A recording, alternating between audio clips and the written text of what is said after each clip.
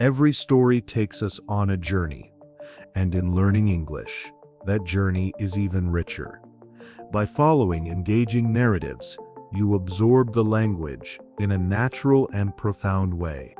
Today's story is about finding joy in the process of life, and it is also your chance to improve your English with a meaningful reflection.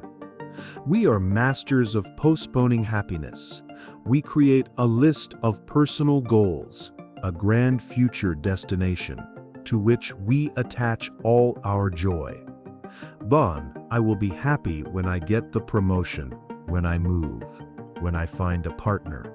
But what if, after a long and arduous journey, you finally arrived at your dream destination, only to find that happiness wasn't there waiting for you?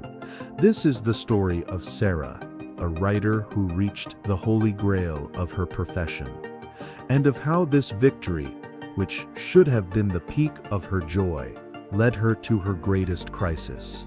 In her small Brooklyn apartment, Sarah's life was defined by a single goal, a distant promise that consumed everything: to make the New York Times bestseller list. It wasn't just a dream, it was the compass that guided every decision, every sacrifice, every hour of lost sleep.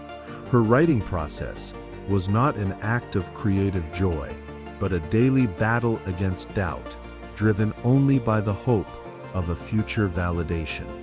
Each word was a heavy lift, each chapter a step to be overcome on the long staircase toward her glorious when.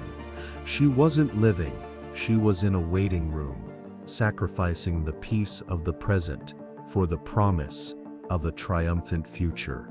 Sometimes, from her kitchen window, she would see her elderly neighbor, Mr. Chen, in his small garden. A retired master calligrapher, he would spend hours practicing his art with a calm and a concentration that seemed otherworldly.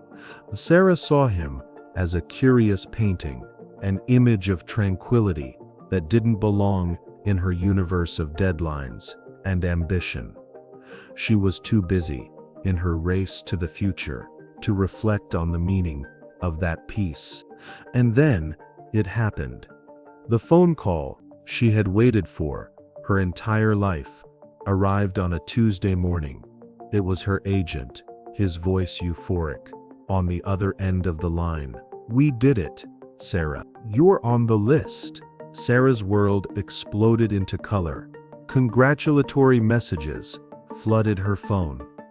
Bon, she ran to a newsstand and bought the paper, and there it was, printed in black and white, undeniable.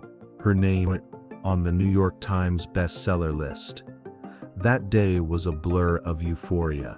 The adrenaline, the validation, the intoxicating feeling of having finally arrived. For 24 hours, she was on top of the world, feeling that every sacrifice, every moment of anguish had been worth it. The when had finally come, but the next morning arrived, silent and gray. The euphoria of the achievement had passed, leaving a vacuum. Bon, and in that vacuum, a new voice, more terrifying than the previous one of doubt, began to whisper. What now? Can I do it again? Was it just luck? The destination she had pursued so relentlessly was not a safe harbor of happiness. It was just the starting point of a new and more frightening race. Disillusioned and more lost than before her success, Sarah went for a walk and found Mr. Chen in his garden, practicing his art on a large sheet of rice paper. There was a peace in his movements, a complete absorption in the present act that Sarah felt with a desperate thirst. Sarah felt with a desperate thirst. Sarah, seeking to understand the source of that calm, she approached him. "It's beautiful," she said, and then, projecting her own mindset onto his work, she asked, "Is this piece for a gallery? Is it a commission?" She was looking for the when, the external goal that would validate the effort. Miss Shen finished a long, fluid stroke before looking at her with a gentle smile. "No," he said softly. "This piece is for the ink, for the paper, for the feeling of the brush in my hand. The journey of the stroke is the destination. The Sevre journey of the stroke is the destination." The phrase, so simple and so profound, shattered Sarah's worldview. She realized she had spent years so obsessed with the destination, the bestseller list, that she had completely forgotten the only thing that mattered: the joy of the journey, the feeling of the words forming under her fingers, the act of writing. Back in her apartment, Sarah looked at her computer in a different way. The terrifying question, "Can I do it again?" was replaced by a much gentler and more curious one. "What is the next story I need to tell?" The pressure of having to write the next bestseller simply dissolved. That same afternoon, she sat down at her desk. But this time, there was no weight of the world on her shoulders, no anxiety about the outcome. She opened a new document, a blank page, not as a battlefield, but as an invitation, and she began to write, not with the goal of surpassing her previous success, but with the rediscovered joy of simply putting words on the page, of seeing a story come to life. The final scene of her journey is not at an awards ceremony or in an interview. It's in her quiet apartment, late at night, her face illuminated by the screen.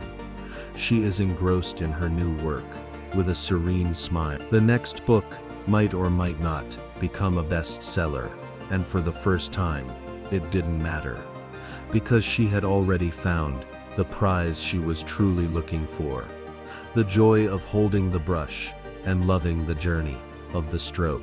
Sarah's journey, from the anxiety of arrival to the peace of the process, teaches us a fundamental lesson. Happiness is not a prize we receive at the finish line, not a destination on a map. It is the way we choose to travel. It is the attention and joy we dedicate to each step, each word, each stroke. This is an invitation to look at our own lives and ask, what is our bestseller list? What is the grand future goal to which we attach our permission to be happy?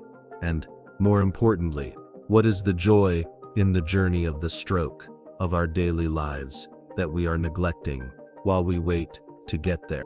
If this story about finding happiness in the journey, not the destination, resonated with you, leave a comment below, like and share the video so this message can find others who are waiting to listen. And don't forget to subscribe for more stories that teach us to find meaning in the present. Until next time, don't worry about the destination, just enjoy the journey of the stroke.